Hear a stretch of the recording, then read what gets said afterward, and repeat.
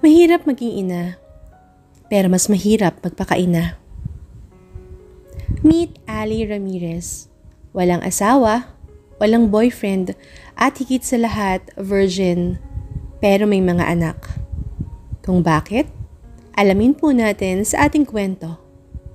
At narito po ang ating unang kabanata. Very well said. Since we had a deal, ipapa-deposit ko na lang sa bank account mo ang bayad. I really like the design. Magugustuhan niya ng asawa ko for sure. Mrs. Reyes said while giggling. Newly married lang siya kaya ganun na lang ang excitement. Well, para sa akin, simple lang yung design na ipinakita ko sa kanya pero she immediately liked it. Plus, konting dagdag sa mga suggestions niya and it's a deal. Matapos ang konting kwentuhan with her, I immediately went to the Restos parking lot to drive myself home. I'm excited to see my little angels. 1 hour later ay nakarating na din ako. Pagka-park ko pa lamang sa kotse ay agad na akong tumungo sa sala pero wala sila. Usually naman naaabutan ko sila sa sala kapag uwi My little angels! Yoo-hoo! Mommy's home! Pagtawag ko sa kanila but there's still no response. Iris? Sam? Yaya Kuring? Manang Sol? Tawag ko na isa-isa sa mga kasama sa bahay pero walang sumasagot. Kinabahan na ako Patakbo akong pumasok sa dining hall at ganun na lang ang gulat ko sa naabutan ko. Happy birthday, Mommy! Sabay na sigaw ng little angels ko. Natutup ko ang bunganga ko dahil sa katotohanang nakalimutan ko ang sarili kong birthday at higit sa lahat ay nag-effort ang angels ko para lang isurprise ako.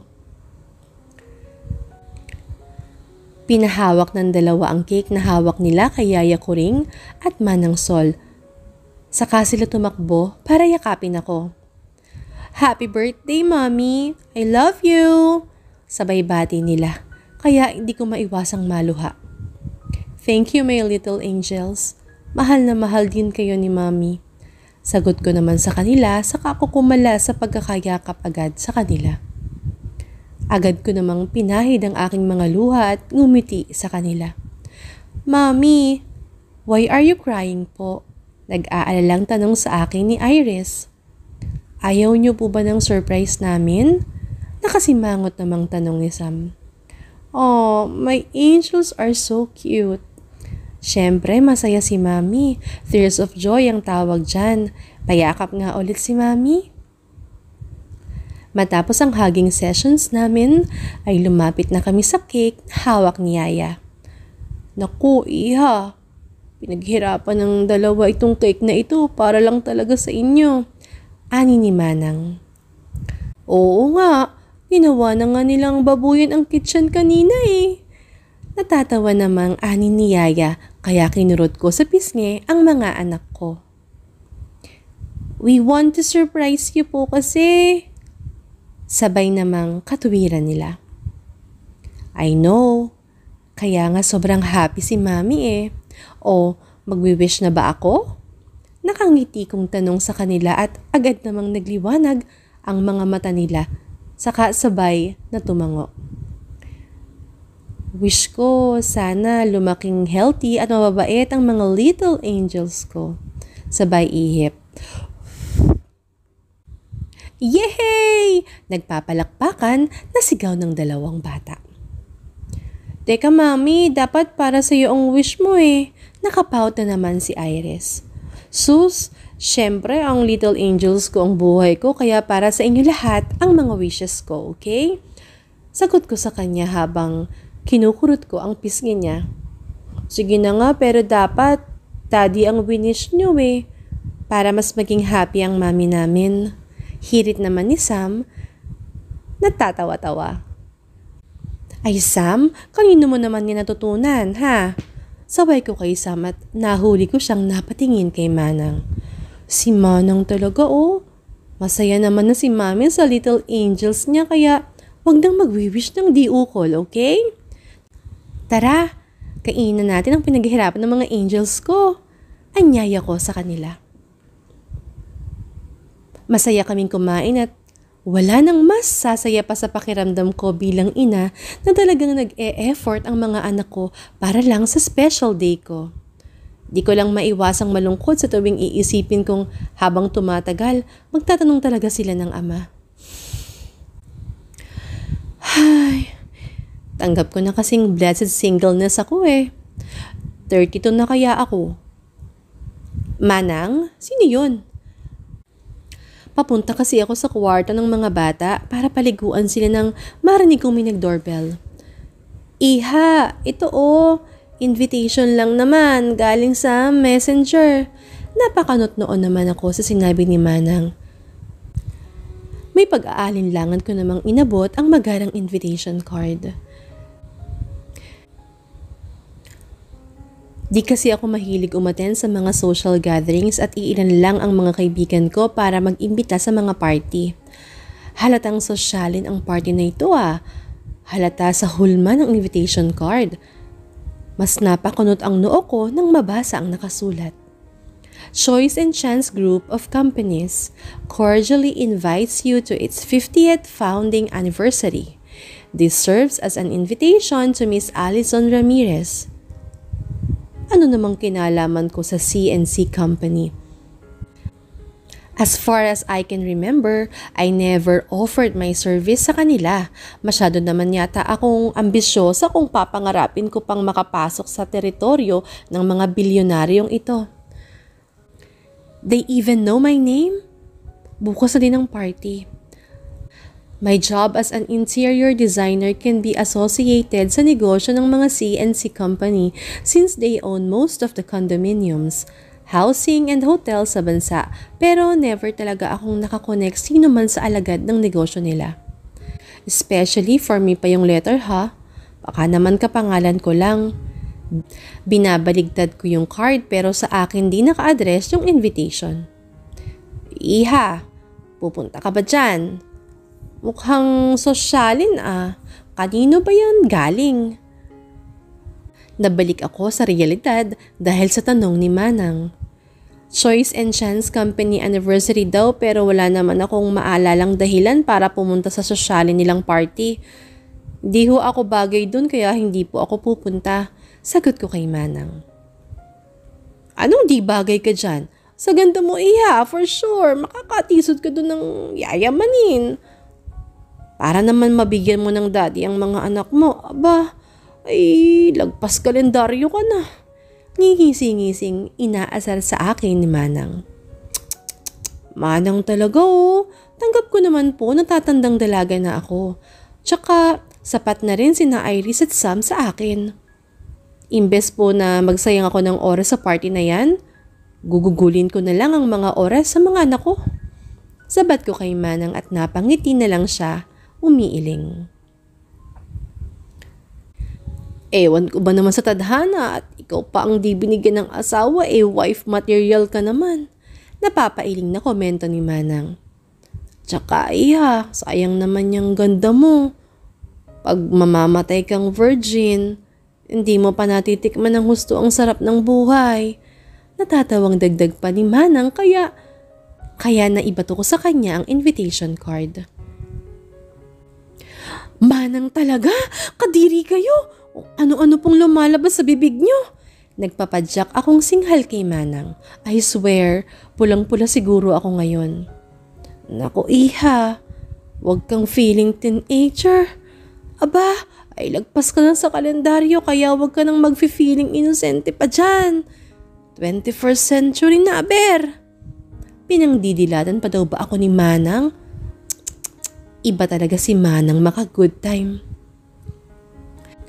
Basta, huwag niyong mailabas-labas yung virgin na yan sa bunganga ninyo. Baka marinig kayo ng mga bata. Pilit ang pagsaseryosong banta ko kay Manang. Oo na, pero baka naman mamaya mauna pang ma-divergenize na Irene at Sam sa'yo. Pahabol niyang sabi. Manang! Sigaw ko sa kanya kaya tatawa-tawa lang siyang pumasok sa kitchen. Kaloka. Pinagpapawisan ako ng bongga sa topic ha.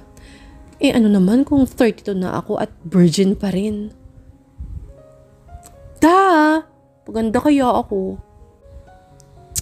Tss, para bang malaking kawalan yung pagiging virgin? Iiling-iling, malaking kawalan sa'yo yan, Ali. Kawalan sa experience. Ano naman? Mami, are you okay? Si Iris. Mami, why are you shouting po? Si Sam. Shoot! Manang talaga ayan tuloy. Baka napapagkamala na akong baliw ng mga anak ko. Hi little angels, wala yun, may ipis kasi pero pinalis ko na. Buti na lang, parang napaniwala ko naman sila. Nang dahil lang sa kalokang virginity na yan, nakakapagsinungaling ako sa mga anak ko. Naku mga bata, alin na kayo at baka kayo naman ang lapitan ng ipis. Nang aasar pang aya ni Manang sa mga bata. Sinimangutan ko lang ang tatawa-tawang si Manang. Iha, sunod ka na lang ha pag napalis mo na yung ipis. Pahawal pang asar ni Manang. Saka sila nilamon ng pinto sa dining hall. Kainis! Pinulot ko na lang ang invitation na ibinato ko kay Manang saka sumunod sa kusina. Isang oras na lang magsisimula na ang party. Hindi ka ba pupunta? Pangbungad na tanong sa akin ni Manang. Andito kami sa sala kasama ang mga bata. Katatapos lang nilang gawin ang assignments, kaya heto kami ngayon at nanonood. Hindi Manang. Wala naman po akong kakilala doon, tsaka dito na lang ako para makapagkwentuhan, mas masaya pa bago matulog. Sagot ko sa kanya habang nakatingin sa mga angels ko na nakahilig ang ulo sa magkabila kong balikat. Napatango naman siya. Sige, sabi mo O siya at pupunta muna kami sa kusina ni Kuring. Paalam niya saka tumungo sa kusina. Ilang sandali pa ay biglang may narinig akong busina ng kotse sa labas. Alerto naman si Manang para lumabas. Makalipas ang halos 10 minuto ay hindi pa rin bumabalik si Manang kaya nagpaalam ako sa mga bata para sundan siya. Inayos ko ang maluwag kong t-shirt at binaba ng konti ang suot kong shorts, saka kinapa ang nakamessy band kong buhok. Lumabas ako at sinalubong ako ng malamig na hampas ng hangin. Manang, sino yung kausap nyo at tumatagal yata kayo? Litanya ko habang papalapit sa gate na kinaroroonan ni Manang. Iha, halika dito. Aba, ay kagwapo nitong bisita mo Gigil pang ani ni Manang kaya nakakunot noo akong naglalakad palapit sa kanila. Medyo madilim sa party ni Manang kaya hindi ko sila maaninag. Ay naku Manang, kay dilim dyan tapos nakakakita ka ng gwapo. Baka mamaya tall handsome in the dark lang yan. Patuloy kong bulong pero di ko inaasahan na narinig pala nila kaya narinig ko ang pagtawa nila. Ay wow, ang sexy naman ng tawa ng lalaki. Sino ba yan? Bilisan mo kasi dyan, Iha, at baka mauna pa akong magka-love life sa iyo. Kagwapong lalaki nito. Baka hindi na nga bumagay sa lagpas kalendaryo pero birheng tulad mo. Asar na naman ang kanyang si Manang kaya napabilis ang paglapit niya rito. Lalo na nang marinig niya ang sexy tawa ng lalaki. Manang, grabe kayo kailangan i-announce. Ano naman kung virgin ako? At least may anak ako. Di ko na ituloy ang sasabihin ko dahil sa pagbangga ko sa isang matayog na puno. Ay, tao pala. Hanep naman kasi ang tangkad Si Benji paras ata to It's nice to see you again, Ali. Nanlaki ang mga mata ko dahil sa pamilyar na boses na yun. Shit, bakit hindi ko naalala na nagka-connection nga pala ako dati sa alaga ng CNC company. Dahan-dahan kong iniangat ang ulo ko para tanggalin ng kapre. Ang lalaki na nabangga ko. Sinasabi ko na nga ba, hindi ka pupunta. Still the introvert Ali that I used to know, Iiling-iling na aniya kaya nagbaba na naman ako ng tingin. Shete, mas gwapo ang loko. Nakakahiya ang itsura ko ngayon. Mukha na siguro akong gusgusin ngayon, katabi ko lang siya. Napasinghap ako, biglang hinawakan ang baba ko, sabay dahan-dahang iniangat para patingalain ko siya. OMG! Gustong gusto yata niyang ipamukha ang kaliitan ko ah. Hindi ko namamalayang napapout na pala ako sa ginawa niya. Don't pout, I might kiss you. Seryoso aniya kaya napaatras ako, dahilan upang matawa siya. Feeling teenager ka talaga, ihao siya. Maiwan ko muna kayo. Bago pa ako iwan ni Manang sa kapre ay agad kong hinablot ang braso niya. Manang, wala namang iwanan. Pakiusap ko sa kanya habang mahigpit ang pagkakahawak ko sa braso niya. Abay, ayaw ko naman makaistorbo sa labing-labing ninyo ha. Nagkunwaring nagagalit na si Manang. Napapapadyak na lang ako nang lubugan ko ang pagkakakapit sa kanya ay agad siyang tumakbo papasok ng bahay. Susunod na sana ako nang hablutin tong kapre ang braso ko saka walang sabi-sabing pinasan ako na parang sako. Uy, ano ba? Bitiwan mo ko! Sigaw ko sabay hampas sa likod niya. May gulay yung dugo ko parang nalipat lahat sa ulo ko. Stop it, Ali. Mas kuminis yata ang legs natin ah. May halong pangaasar ang pagkakasabi niya kaya lalo akong nagpumiglas. For Pete's sake! Sobrang igsi ng shorts ko. Bastos! Ibaba mo nga ako! Patuloy kong sigaw, sabay ang paghampas sa likod niya. Tatawa-tawa lang ang loko. Ang tigas, hanep. Ilang sandali lang ay naipasok na niya ako sa shotgun seat ng kotse niya malamang. Bango! Grabe ako, nakuha ko pang magkomento life and death kaya itong sitwasyon ko. Asus, OA na kong OA. Oy! Ano ba? Saan mo ba ako balak dalhin? Gabi na kidnap to. Kidnap! Sigaw ko sa kanya with matching pandidilat pero wa-epek. Shackle, you're not a kid anymore. Technically, this ain't kidnap. 32-year-old virgin kaya ang drama mo. Pangbabara niya sa akin at grabe ang pag-iinit ng mukha ko ngayon. I swear, pati butas ng ilong ko siguradong lumalaki na din. Hoy! Ikaw! Palabasin mo na nga ako dito kung ayaw mong pasabugin ko tong kotse mo. Panta sa kanya with matching panilisik ng mata. Ewan ko, scary na yun kasi masyado daw maamo ang mukha ko para maging magagalitin. Shackle, stop forcing yourself to look crazy. Cause you're not. You look even more pretty and cute while doing it. Susme, mas lalo yatang nag-iinit ang mukha ko dahil sa sinabi niya. Para akong teenager na kinikilig. Oh, for Pete's sake, 32 ka na Ali. Thunders ka na para kiligin pa. Tigilan mo ko. Joe! Mabibigusan talaga kita. Singhal ko sa kanya habang nakatitig sa labas ng bintana. Paano ba naman kasi hindi ko kayang harapin ang nakangisi niyang mga mukha. Shackle, hindi mo pa pala nakakalimutan ang tawag mo sa akin. I miss it. Hep, tama na ang pangaasar. Palabasin mo na ako please. Yung mga anak ko, iniintay ako. Nakabusangot ng sabi at tumigil naman siya sa pagtawa. Narinig ko ang malalim niyang buntong hininga kaya napatingin ako sa gawin niya. Ali, can you come with me to the party? Binilin ko naman kay Manang yung mga bata eh. Napakunot-noo ako dahil sa sinabi niya. Teka nga, I know about them. Pagputol niya sa sasabihin ko sana.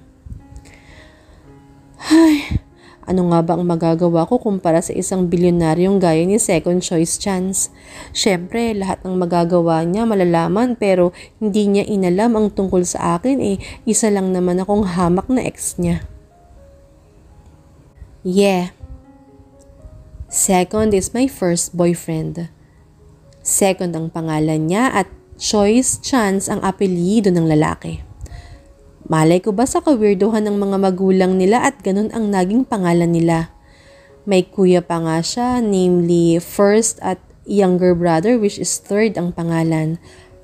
I just knew their names, I never meet them personally. Pagkabalik ko ng bansa last week, I immediately summoned my private investigator to look for you. Diretso at seryosong aniya habang nakatingin sa akin. Napaiwas na lang ako ng tingin. Hindi ko na kasi makayang sulubungin ng mga titig niya. Ako ang nagpadala ng invitation with the thought na pupunta ka, pero nakalimutan ko yatang ikaw si Ali kaya umasa kung pupunta ka. Para naman akong tinabla ng konsensya dahil sa sinabi niya. Sorry talaga. Mas gusto ko lang kasing makasama yung mga anak ko kaysa pumarty. Nakayuko kong sagot. Medyo gumaan naman ang pakiramdam kong marinig ko siya na napatawa. Buti na lang anak lang ang meron ka, walang asawa. Natatawang ani second, kaya taas ang kilay akong napatingin sa kanya.